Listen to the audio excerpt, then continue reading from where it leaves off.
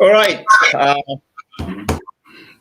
Dr. Craig, hope you are fine. Everybody, assalamu alaikum wa rahmatullah. Peace be upon you all, and welcome to this new live interview or questions and answers session with Dr. William Lane Craig. And let's first give a little introduction for a very long and rich CV. Dr. Craig, welcome to the channel. Thank you. It's great to be with you today. Thank you for being here. Let me just introduce you very shortly. It's unfair to you to introduce you in such a short introduction, but Dr. Craig is an American Christian philosopher and theologian.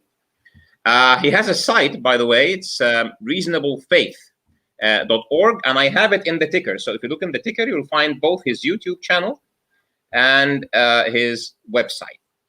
And he has been recently ranked by academicinfluence.com as the 10th most influential philosopher for the last 3 decades, since 1990 through 2020, and the 3rd most influential theologian for the same period. He has 2 PhDs and a multitude of other academic achievements. A PhD in philosophy and another PhD in theology. I'm Ahmed, also known as Finding Truth. Dr. Craig, thank you for being here. Thank you very much. Glad to be with you. Yeah, we just have 1 hour and so much questions that I have received from my audience. I tried to consolidate them into a list that has a sort of logical flow. When people start joining us live, they can ask more questions, but I guess many of them will see this after the live is done. So let's go for it. How about that? Okay.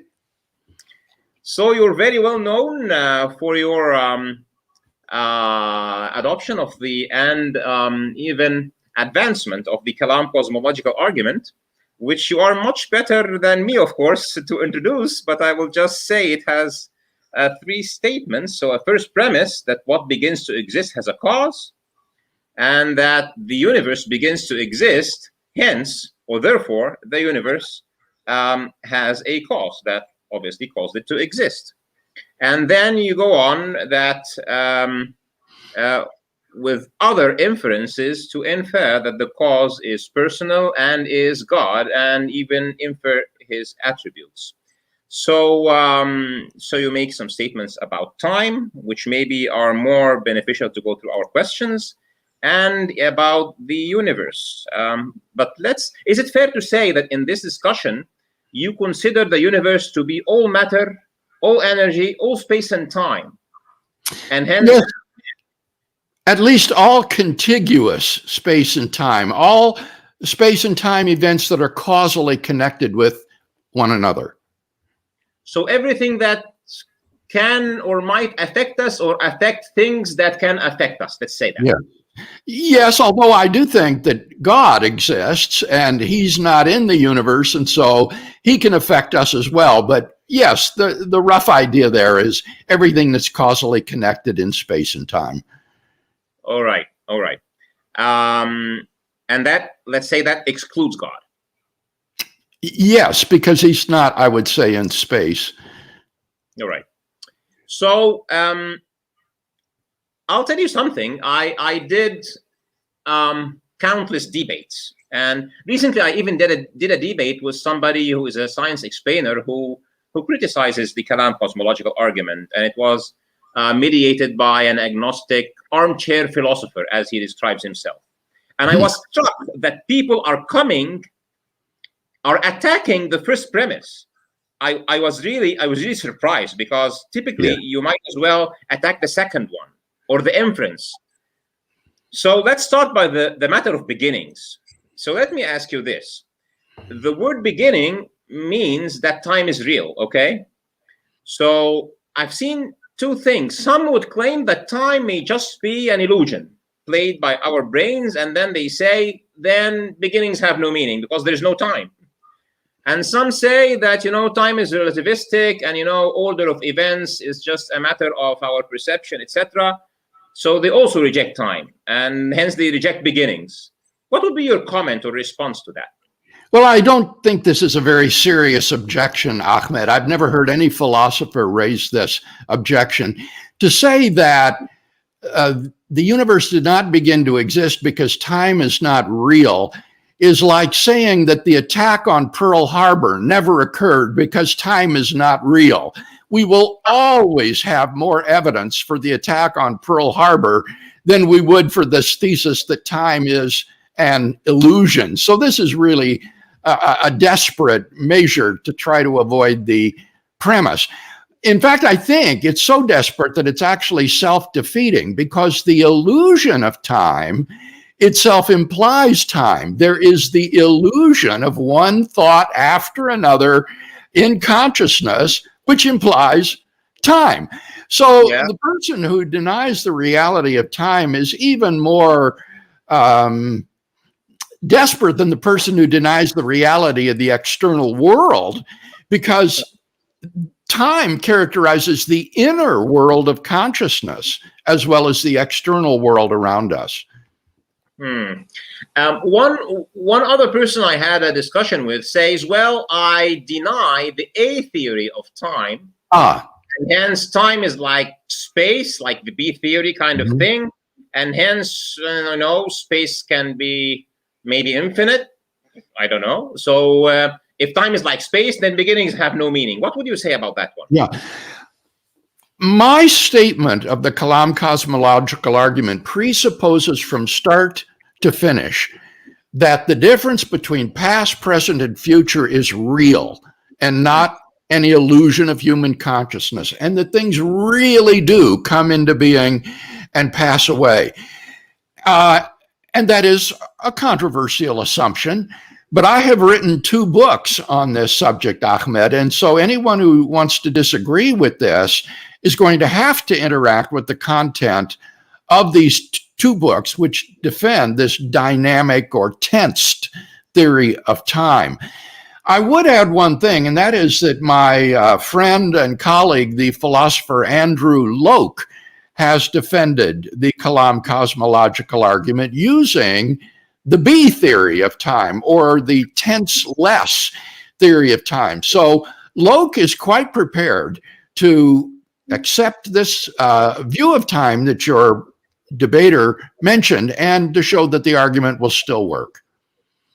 Okay, let me ask you this. If we look at time, or the way we feel time is this arrangement of causal effects, and we rewind back, wouldn't that give us the same effect regardless if somebody believes in A or B theories, So we are here because of a series of causes. Yeah, you're quite right. There's no difference in the event history of the universe on these 2 views of time. The difference would be at the beginning of the universe, the first event, is that the event at which the universe came into existence? Or is it, so to speak, just the front edge of the universe? Rather, the way a meter stick has a front edge, it has a first centimeter, but the meter stick doesn't come into being at the first centimeter.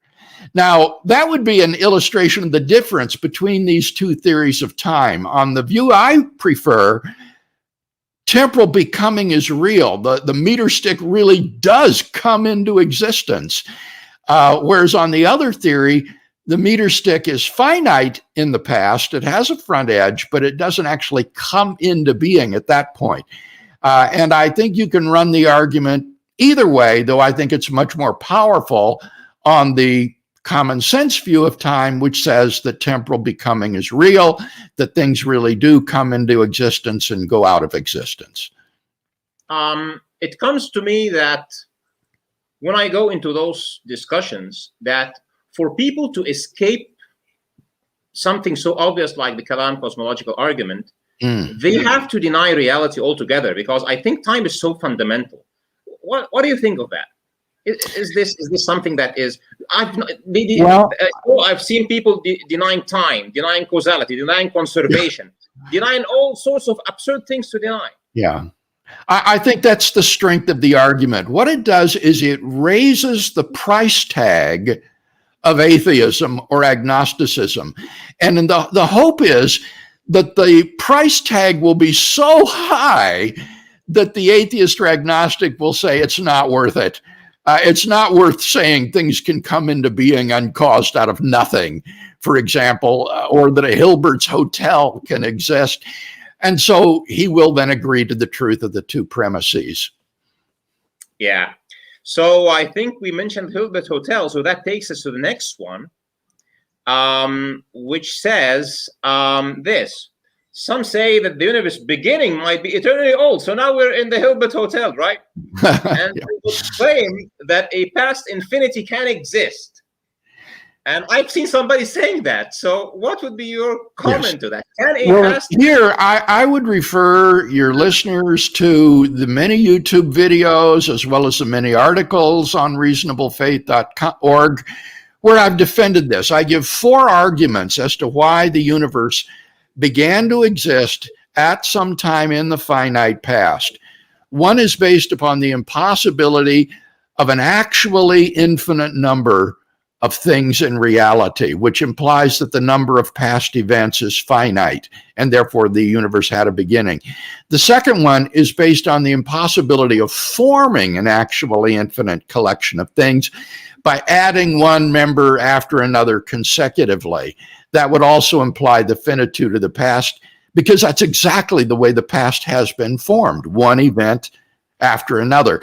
And then, as if that weren't enough, I give 2 scientific confirmations of the beginning of the universe. One from Big Bang cosmology, which indicates the universe came into being about 14 billion years ago, before which it did not exist.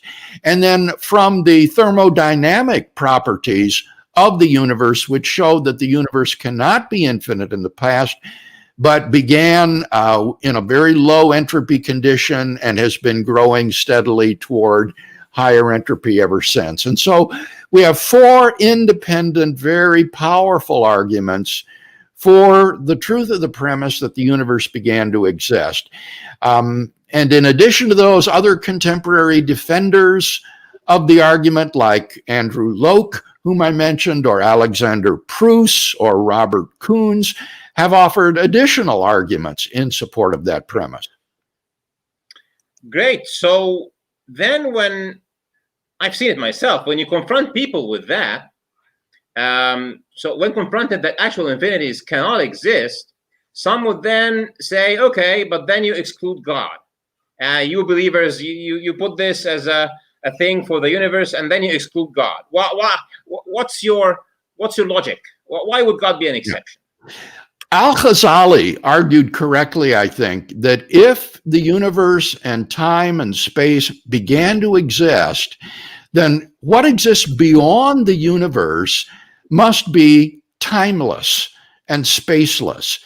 And so the argument proves the existence of a timeless, spaceless being who created space and time, matter and energy a finite time ago. So it does not postulate an infinitely old God who's existed for infinite past time. Quite the contrary, it says that time began to exist a finite number of years ago, and that beyond the Big Bang is this state of timelessness and spacelessness. Yeah, so let's say that, in other words, God who created time cannot be subject to time. Correct. Would that be a fair statement? Right. Yes. Well, let me qualify it, Ahmed. Yeah. That's true of God as he existed without the universe. I think it's still an open question. When he created time, did he then enter into time in order to have relations with the physical universe that he's made, or did he remain in a timeless state? And I think that is an open question. But the way you put it, if God created time and space, then he must be in and of himself timeless and spaceless. Right. So I would love to discuss with you one time, maybe in the future, the concept of God in Islamic theology versus philosophy versus Christian theology, but that's a different one. Yeah, so here's the next one. Some would say maybe the Big Bang was not the first thing. All right. So when you tell somebody there's a Big Bang, it's 14 billion years ago, like you've just said, then somebody will say, well, maybe the Big Bang is just a stage, maybe like the CCC model by Penrose or other things, or cyclical things and all these things. My question to you is it fair that all of those mathematical models, even if Dr. Penrose is referring to Hawking points and other background radiations measurements, but I don't think it's mainstream yet. So the question is it fair that there are all of those multiverses, all of these things popping out here and there without empirical evidence? Is this fair? Is this scientific even? Yeah. It is very scientific to hold that the scientific evidence makes it probable that the universe is finite in the past and had an absolute beginning. Even Lawrence Krauss, who is so skeptical of physicists and an atheist, admitted that in our debates in Australia.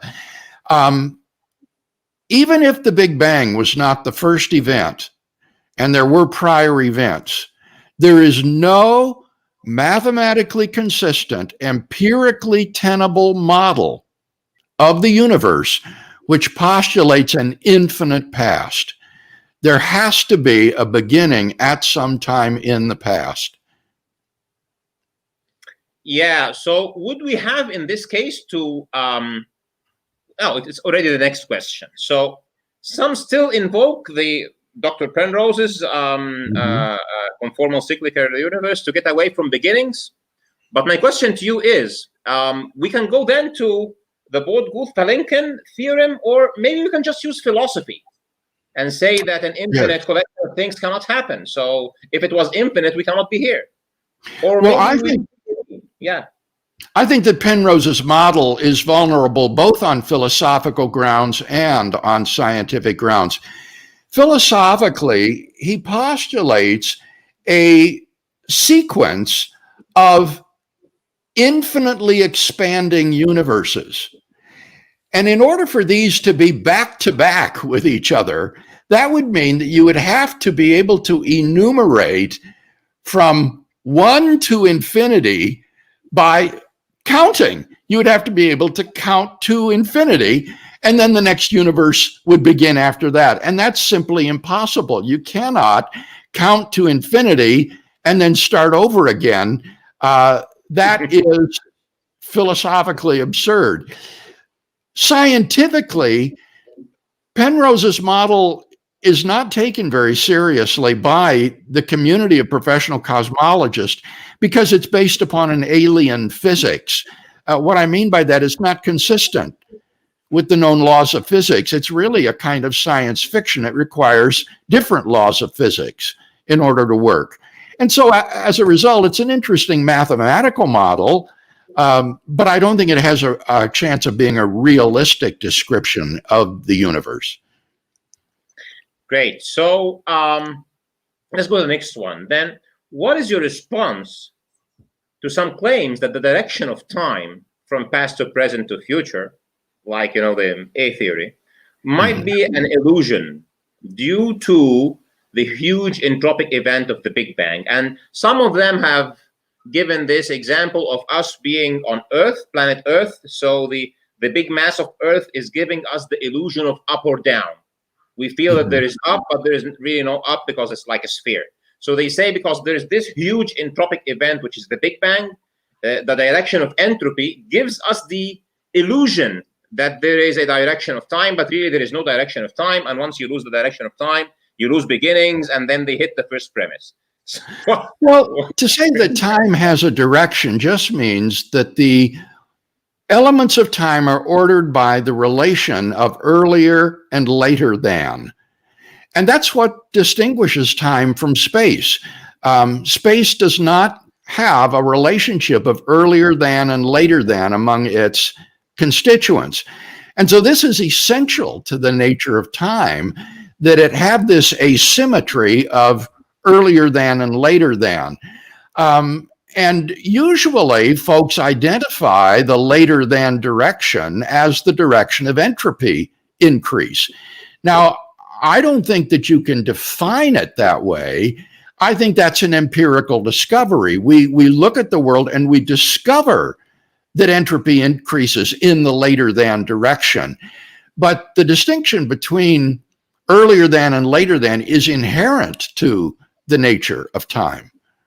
So we can fairly say that the matter that entropy always increases is a result of the passage of time plus the laws of physics, plus the laws of thermodynamics, not the other way around, that time is emergent as an illusion. I think here what our viewers need to understand is that in contemporary philosophy of time, many of these philosophers take their marching orders from physics.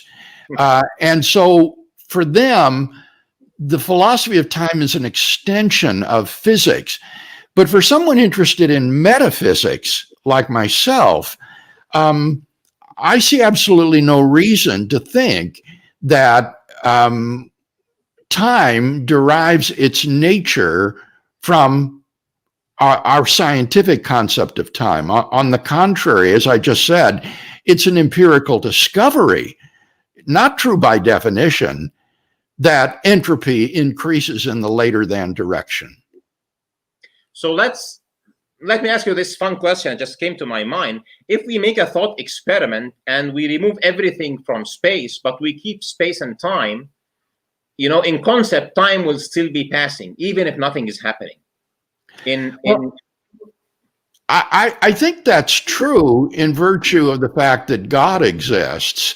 And I would say that's actually a knockdown argument for my view that there is a difference between metaphysical time and physical time. Physical time, the time described by physics, begins at the Big Bang. But it's perfectly conceivable that prior to the Big Bang, God counted down to the moment of creation. 3, 2, 1, let there be light. And in that case, the mental events of counting would be sufficient for a temporal series. So I think it's just very clear that time is independent of space and that you can have metaphysical time independent of physical time. Is this, in your mind, the reason why people talking about relativity always refer to clocks, something massive, rather than time? Yes, that's exactly right. The assumption here is that time is what clocks measure. And I think that's fundamentally wrong. Time is what the clocks are there to tell. The clocks are a measure of time, but they don't define time. Time itself is a reality that is independent of our scientific and physical measures of it. Because it brings now back to my mind Dr. Penrose's argument about the heat death of the universe, every black hole disintegrating into photons, and then there is no massive particles, and then there is no sense of time and space. Metaphysically, what you're saying is, no, if we kill every single clock and every single atom, there will still be time. So you cannot use that argument. Yeah, that is what I think. I think we always need to be very wary and skeptical of this kind of reductionism in philosophy of time and space. Yeah. So we had some good discussions about beginnings. Now, the first premise says that whatever begins to exist has a cause. And I was really struck with people now throwing stones at causality. But they do. I know. They do. So the first question is, I've gone into many discussions where I've been surprised by some people denying that causality is a law of nature. They just said that. They said, tell me which law of physics talks about causality. So where would you position causality? Is it in physics or philosophy or logic, or in your opinion, where should we say causality is supreme? I would position it squarely within the realm of philosophy, and particularly metaphysics. And here's where I think so many people go wrong about the causal principle. They think of the causal principle merely as something like a law of nature, like the laws of thermodynamics or the laws of general relativity, which only apply in the universe. But the causal principle is not a physical law of nature. It is a metaphysical principle about being as such, that anything that comes into being must have a cause. Being cannot come from non-being. And that is not a principle that is merely a law of nature. It is a metaphysical principle. All right. I have a question from the audience. How about switching to that? It has a relation to time, so I'll put it before we go back to causality, okay? Yes. So he says like this. He says, some propose that God is not timeless, yet is eternal. Their proposition is that God is not timeless, but is still eternal. So he's not timeless. There is time with respect to God. However, we can say that God is eternal. Would you accept that kind of argument? Yeah. The word eternal has two different meanings. One would be to be timeless, to transcend time altogether. The other meaning would be to be infinitely enduring throughout time. And it's a great debate, as he mentions, among philosophers and theologians, whether or not God should be thought to be timeless or omnitemporal. And I've written a couple of books on this. One is entitled Time and Eternity, in which I argue for the view that God existing without the universe exists timelessly, and that time had a beginning, and that therefore God is not essentially temporal. Okay, so you would go better towards the timeless one. Yes, that's right. But if somebody chooses to say that he's not timeless, but he's eternal, would that work fine with the Kalam cosmological argument, or it will cause a paradox? There are ways to finesse this, Ahmed, but they're very, very subtle. What you would have to say is that prior to the beginning of the universe, there was a kind of time, but it was a time in which you could not have measured intervals. It would be a kind of non-metric time where you could not compare intervals of time with respect to their length. It would be a kind of amorphous time in which there were no intervals. And so it would be meaningless on that view to talk about 1 year before creation or 10 years before creation. This before would just be a kind of amorphous, undifferentiated moment that would elapse as a whole at the beginning of creation and the beginning of metric time. And there are philosophers who defend this sort of view. I have criticized it. I don't find it the best view, but it would be compatible with the Kalam cosmological argument to say there is this non-metric amorphous time prior to creation.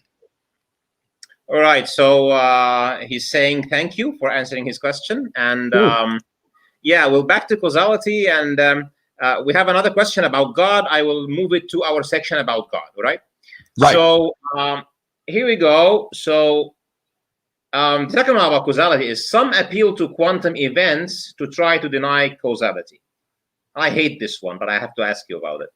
So they say they say that virtual particles pop into existence without a cause, radioactive decay without a cause, quantum tunneling, quantum foam, bubbling, whatever, all the stuff of quantum mechanics that I have actually learned because I'm a communications engineer, and we have plenty of this stuff academically. I have real problems with it academically, but what about the philosophical plus the academic side on your side?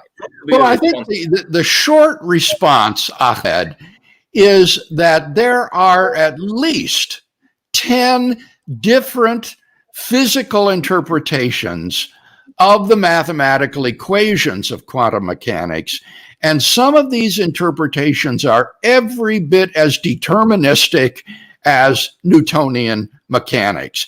And so it is by no means a fact that quantum mechanics proves indeterminacy. There are some physical interpretations that involved indeterminacy, but they are not the only one.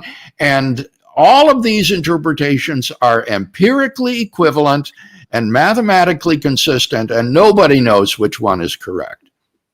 Let me ask you this extra one about this one, because typically the guys who would invoke this would go to the Copenhagen interpretation.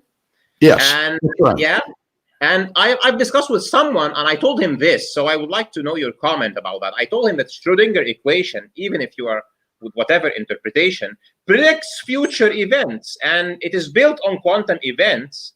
And if you can predict something on the macro level, even radioactive decay, everything else, you can predict it. The Schrödinger equation is there to make predictions, and they are quite good.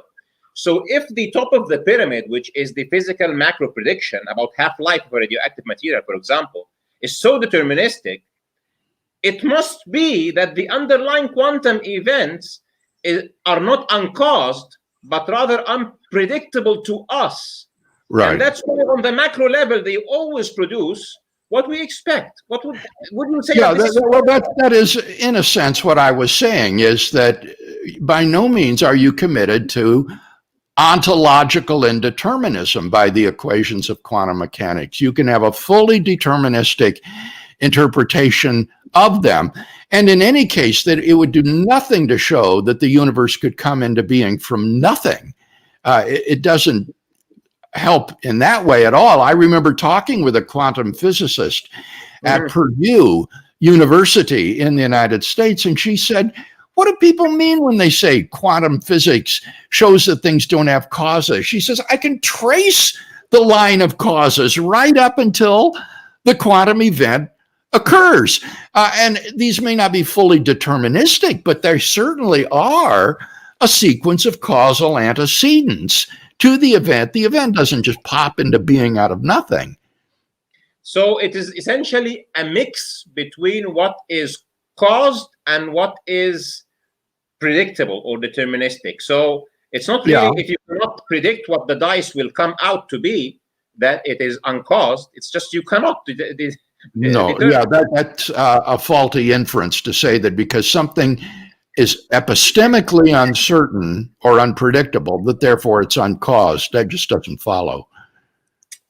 Great. So let's go to the next one. So when we say all what begins has a cause or have a cause, some would go the length that we do not know about everything. So, okay, so we cannot make such a statement.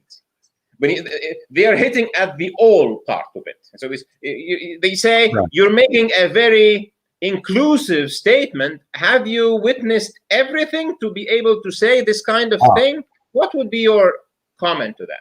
Well, my argument is I give three reasons for believing this premise to be true. And the first two are metaphysical in nature. They're not based upon induction. You don't take a survey of all of the things in the universe that begin to exist and then say, oh, look at, they all have causes. Rather, it is based upon the metaphysical principle that being only comes from being. Being does not come from non-being. Secondly, if being could come from non-being, then it becomes inexplicable why just anything and everything doesn't come into being without a cause. There's nothing that could constrain things coming into being without causes to just one type of thing, like universes. And then the third argument would be an inductive argument that when we survey the field of experience and science, that in every case we do find that things that begin to exist have causes. And so this would be a reasonable inductive inference based upon our universal experience of the world. Or maybe we can appeal to what you have said, is like, it's not about all things because causality is beyond things. It's metaphysical. It is a philosophical. Yeah, that's right. Yeah, it's a metaphysical principle. That's right. So it will be independent if we have witnessed or seen all things or not. So we can also use that prior argument you've said again. Yeah. So some contest causality. This is something I experienced using Bell's theorem, Bell's inequality. And I just kept asking the person, one was a philosopher and one was a science explainer, please tell me what is the relation between accepting Bell's theorem and denying causality. He wouldn't give a response. They just kept insisting. Sure. You must run in different circles than I do, Ahmed, to get these sort of sophisticated objections. The Bell inequalities that are predicted by J.S. Bell's theorem actually support causality, because what Bell shows is that when you send two photons off in different directions, they're intertwined with each other, and so they can't affect each other when you measure one, and yet the other one takes on a complementary value immediately. And so what Bell says is that there must be hidden variables, just the point you were making a moment ago. We may not know them, they may be unpredictable, but they're still there. They're hidden variables. And so Bell's own preference was to have a hidden variables theory that is non-local in nature. And this is completely compatible with causality and determinism and deterministic theories of quantum physics.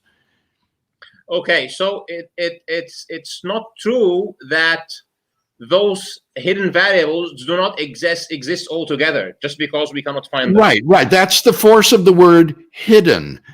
They may not be seen by us. We don't discern them, but they're there. That was Bell's view. And this is in contrast to, say, Heisenberg and the Copenhagen interpretation, which says that if they're unpredictable and we don't know them, then they don't exist.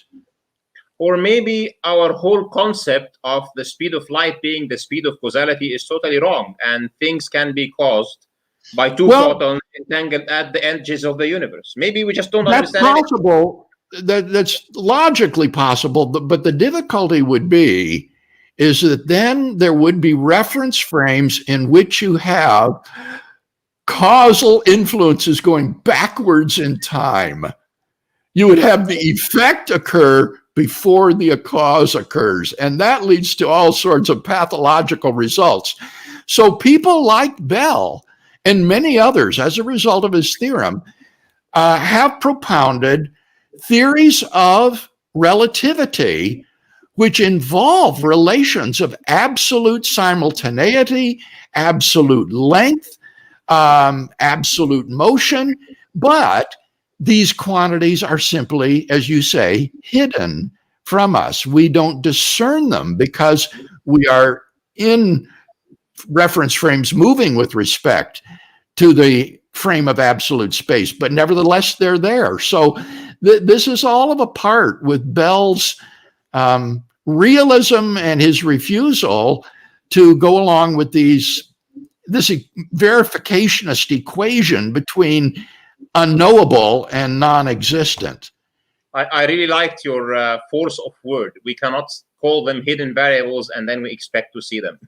Yeah. We just called them hidden, right? Yeah. So here's the next one. So you have things like the delayed choice quantum eraser, which is like this experiment where people say that maybe retrocausality is possible because there are you familiar with this experiment? Only vaguely, Ahmed. I haven't looked at this sort of thing in a long time, years, so only vaguely. But what I would say with respect to these retrocausal theories is that they're metaphysically impossible, because on a tensed theory of time, according to which temporal becoming is real, the future does not in any sense exist. It is a realm of pure potentiality, and therefore for something in the present to be caused by something in the future would be for that thing to come into being out of nothing. It would be to be uncaused. And that, I think, is impossible. So I think these retrocausal theories are simply inconsistent with the nature of time. Would you say generally that using experiments that are quite recent, where people are still trying to figure out what on earth is happening on the quantum level, and then making such philosophical stretches of imagination out of them is unfair to the scientific method? If we do not understand something, as a philosopher, I think we should speculate about these scientific experiments and thought experiments. But I just would say we need to be sure to lay out a full range of alternatives, and be aware that there are metaphysical alternatives to the sort of reductionistic, verificationist interpretations that are often put forward. So is it fair to say that the speculations should be within the boundaries of metaphysical or philosophical or conceptual,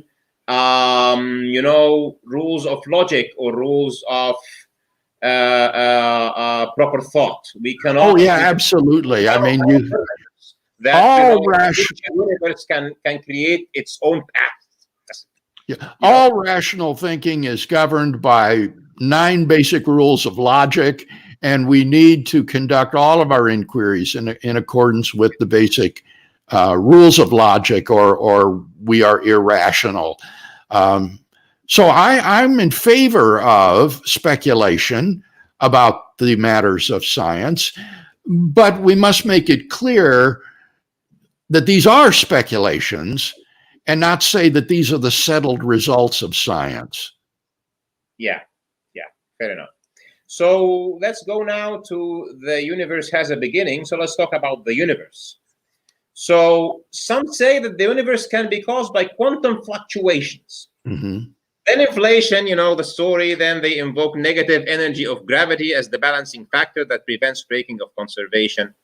Because then somebody like me will tell them, what are you talking about? Where did all of it come from? They would say that the mass coming into existence will create potential energy gradients that will have negative energy, and then you have negative energy of gravity versus the energy the energy and matter that came in, and they balance. So we have the zero. We just have a zero is a positive and a negative. It really pisses me off, but I want your philosophical answer to that. Yeah, I have a very nice article on our website in response to Lawrence Krauss and Alex Vilenkin about whether quantum physics allows us to explain the origin of the universe from nothing. And this is also on YouTube in the form of a video. I think it's called something like Contemporary Expansion Models and the Beginning of the Universe. It's very entertaining. And I argue that this is just a terrible argument that's being offered here by Vilenkin. Even if you grant that the matter, or that the positive energy associated with matter and the negative energy associated with gravitation are exactly equal so that they sum to zero, that is not a proof at all that you don't need to have a cause to create the negative and positive energy in the first place. That would be like saying, if my debts exactly balance my assets, then my net worth is zero, and so there need be no cause of my contemporary financial situation, which is absurd. So I think it's a royally bad argument. I have heard Vilenkin, I think it was an interview with Robert Kuhn, and within this he said, quantum mechanics shows us that some events are uncaused, and I didn't believe that he just said it. It was... that's philosophically naive. He's buying uncritically into perhaps the Copenhagen interpretation of quantum physics, and he must know that, as I say, there are at least 9 other physical interpretations of the equations of quantum mechanics, some of which are fully deterministic.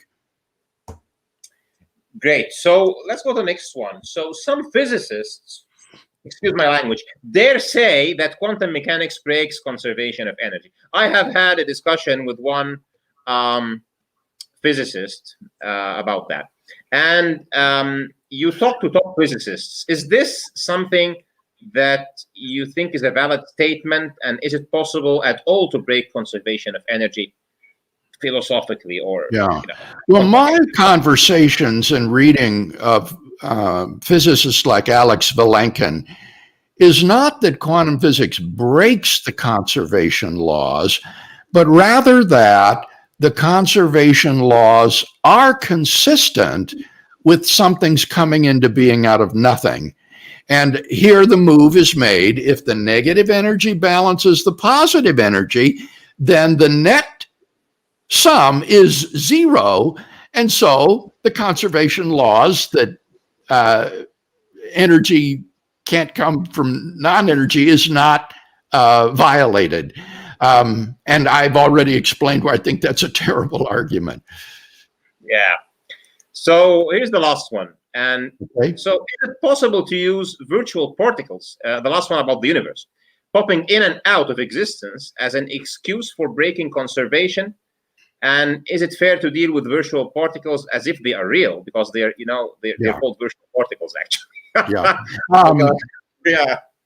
Some say this, it can pop into existence and very shortly pop out, and it's borrowing the energy from the future. Some make this. Right. That's the idea, is that these particles don't violate the conservation of energy because they exist so briefly.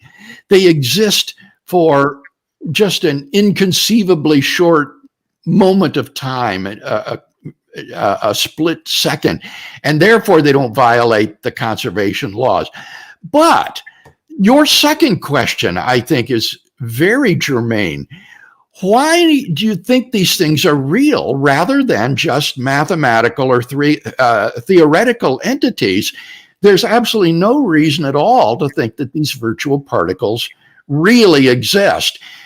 Even the atheist physicist Victor Stenger, who was virulently anti-theistic, admitted that quantum mechanics does not prove that virtual particles actually exist. They can just simply be theoretical postulates that are useful for this particular scientific model. But he says there's no reason, no proof to think that these things are real. Thank you for that, because it's exactly why I think they're called virtual particles. It reminds me of our hidden variables thing. That's why they are called hidden, for God's sake. Yeah. Okay. So now we go to God. And you believe in God, I believe in God. Set aside you're a Christian or a Muslim, but we believe in God. And so let me ask you about this. A cause outside of time, we say that so if it begins to exist, it is caused, and the universe begins, so there's a cause. Let's say that this cause can be either personal or non-personal, all right? Right. Why do you philosophically assert, some would tell me this, okay, the Kalam Cosmological Argument does not have God into it. You're just forcing God into the argument. So what's your response to that? Because God is a personal, is a personal cause. In my book, Reasonable Faith, I lay out 3 arguments for thinking that the cause of the universe is personal. Now, let me just briefly list them. First of all is only a personal agent can explain the origin of a temporal effect with a beginning from a permanent, timeless cause. This was Al-Ghazaly's argument for the free will of the creator, and I have never seen it answered. I think it's brilliant.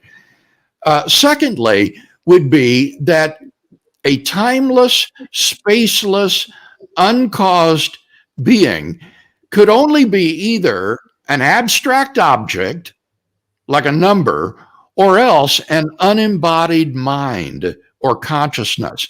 But here's the rub: abstract objects can't cause anything. It's part of the definition of abstractness that they are causally impotent, and therefore it follows that the cause of the universe must be an unembodied mind. And then the third argument comes from Richard Swinburne. He says that causes can be either scientific explanations in terms of initial conditions and laws of nature, or else personal explanations in terms of a personal agent and his volitions. And what Swinburne points out is that an absolutely first physical state of the universe cannot be given a scientific explanation because there are no initial conditions from which it can be derived by the laws of nature, and therefore it can only be given a personal explanation in terms of an agent and his volitions. So for those three reasons, I think we have very good arguments for thinking that the cause of the universe is a personal creator of the universe. That was just wonderful. So let me tell you this.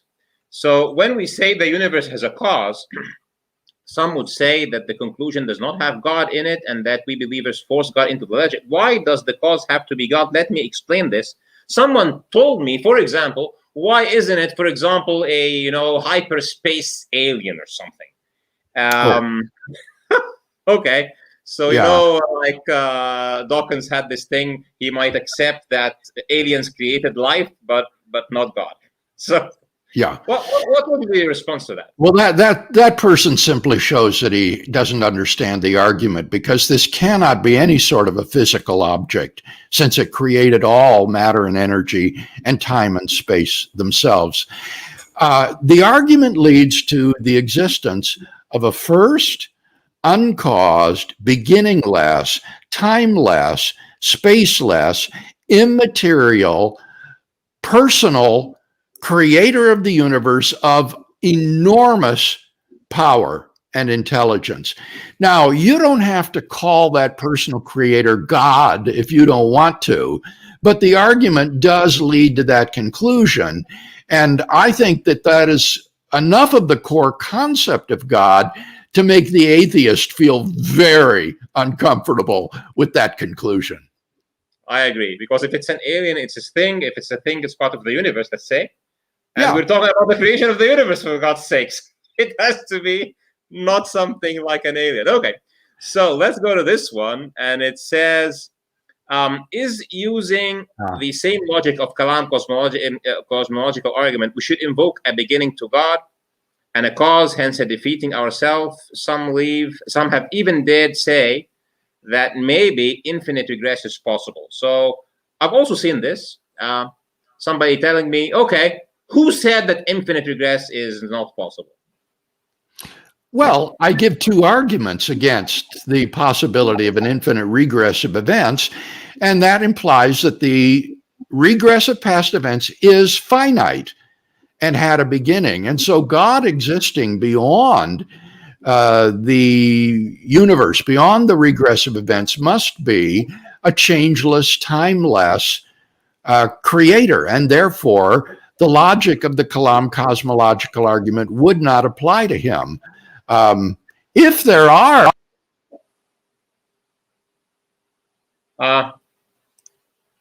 Dr. Craig, you have muted yourself. You have just muted yourself.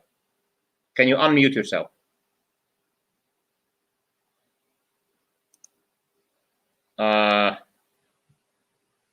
You're still muted.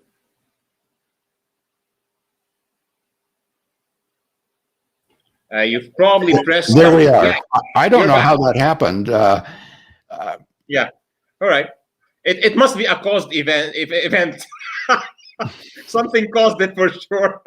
Yeah, that's right. That didn't happen uncaused. It was a glitch. All right. So we were talking about why the Kalam cosmological argument would not apply to God, and that is because God would be changeless and timeless without the universe. And so there is no regress of events in. Whoops, it has muted again. I don't know why it's doing this, Ahmed. Yeah, you're back. I don't know. Yeah. It's from your side because I cannot undo it. There's something happening on your mic. But anyway, let's go ahead. I can hear you now. Yes. Okay. Well, I finished my comment. All right, great. So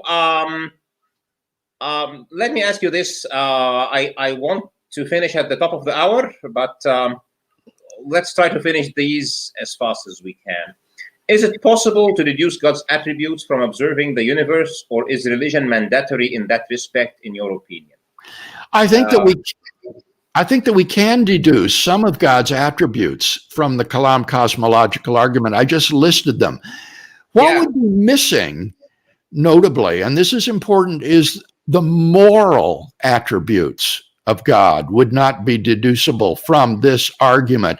For all we know, God could be an absolute stinker.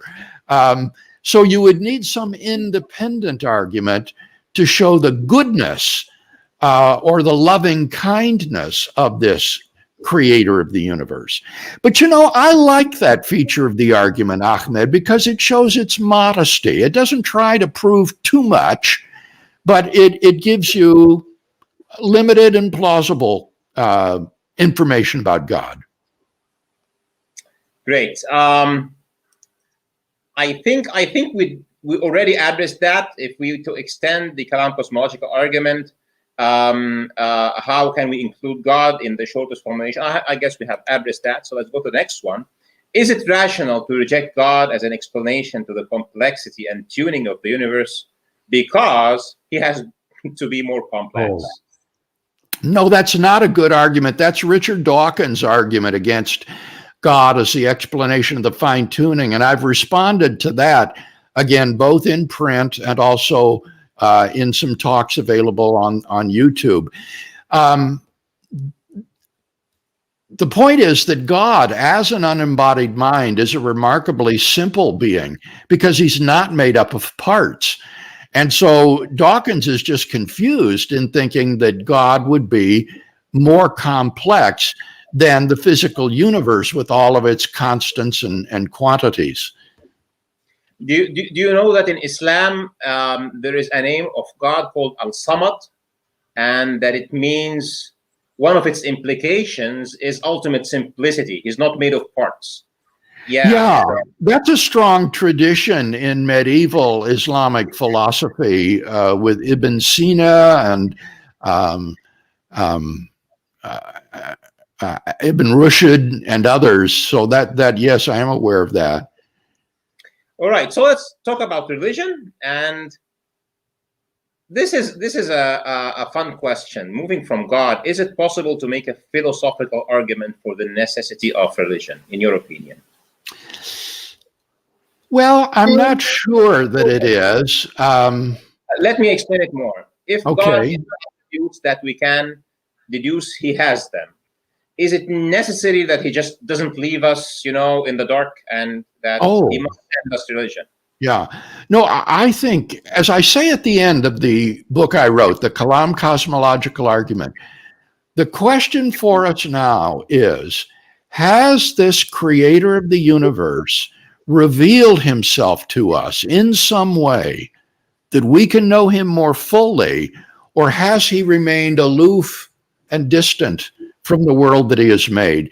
And this is where I, as a Christian, would say that Jesus of Nazareth comes into the picture. I think that the best explanation of the life and teachings of Jesus of Nazareth is that he is a self-revelation of God to humanity. And for that reason, I am a Christian theist. And would you say that before Jesus, for example, Jews can say the same about Moses, and every people who have a religion can say the same about their prophet who has shown different miracles, for example? Well, Oops, we're muted again. We're muted again.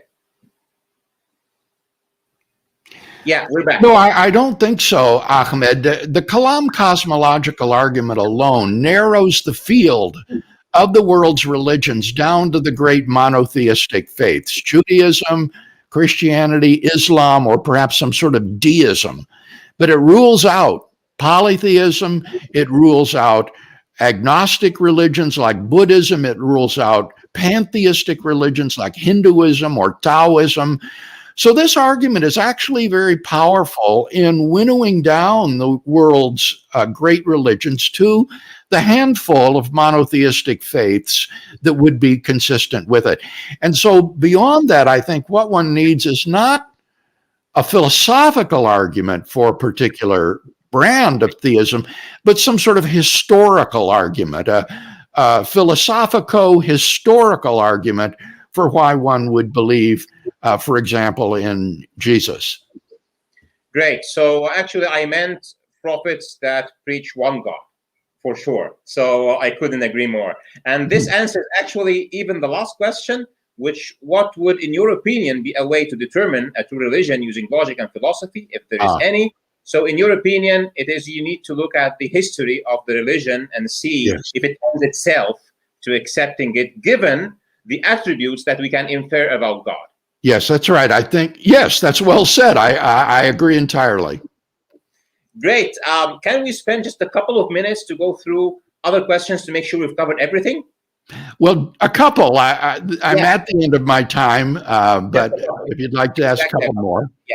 So there was this question I told you about where there is a matter of terms about whether act and potency, the distinction you make between act and potency would undermine the Kalam cosmological argument related to potential and actual infinities. So can you just, in a nutshell? Yeah, the questioner is confusing terminology in two entirely different fields. In metaphysics, act and potency designate components or constituents of a being. But in mathematics, the difference between an actual and a potential infinite has to do with whether a collection has an actually infinite number of members in it, or whether that collection is at every point finite, but growing indefinitely toward infinity as a limit. And so it's just an entirely different use of the word. Similarly, I could use the word potency to describe a man's virility, that he's still sexually active. And that kind of potency would be, again, something totally different than act and potency in metaphysics. Great. I think we have answered the rest of them, but just fast. So how do you define universe? We did that. What do you make of this argument? Without time, there is no causality. We talked about that. Some say that it's a property of time. We talked about that. Is it ludicrous to believe that multiple lucky events caused everything? I think it is ludicrous. Do you think it's ludicrous too? Yeah. So are there any valid reasons in accepting an infinite regress? We talked about that. What do you think of infinite recursion? It's like time is a loop. This is a novel one. Yeah, no, I think circular views of time are self-defeating. Then an event would have to occur before itself, which I think is metaphysically absurd. So you can have mathematical models like this, but I don't think they can be descriptive of reality. They remain just mathematical models. Yeah. We talked about the Big Bang one. Is there any way to accept the first cause, to escape the first cause principle? We talked about this one. Let's close with this one. Somebody sent me a video of Dr. Hawking. And in the video, he was, he was in awe about the apparent design of the universe, the grand design of the universe and everything around us. But then he just goes to the multiverse. And why, in your opinion, just to close, why, in your opinion, do you think scientists deny everything around us to appeal to multiverses, cyclic universes, quantum foams, eternal things? Why is this happening? Why is this happening? I mean, in Stephen Hawking's case, there is a very determined bias against religious realities and in favor of philosophical naturalism. He wears it on his shirt sleeve. But this use of the multiverse to try to explain away the apparent design of the universe has been exploded by his erstwhile colleague, Roger Penrose, who has shown that these multiverse explanations, even if there is a multiverse, they're useless in explaining why we observe a finely tuned universe in which we can exist. And again, this is out there on our website and in my book, Reasonable Faith. So I think that Hawking's argument is simply not a good one. There was this one question that we said we'll say at the end. It says, can God have thoughts in a timeless dimension? Can God have thoughts? Well, yes, so long as they're not changing. I think that God can. It doesn't take any time to think 2 + 2 = 4, or to think no universe exists. So certainly God can have thoughts so long as his state of consciousness is not changing.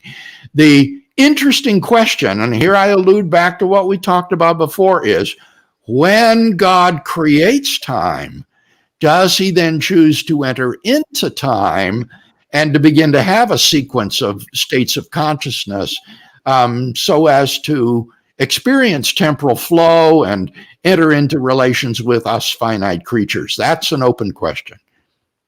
Yeah, we have this thing in it's Hadith Qudsi.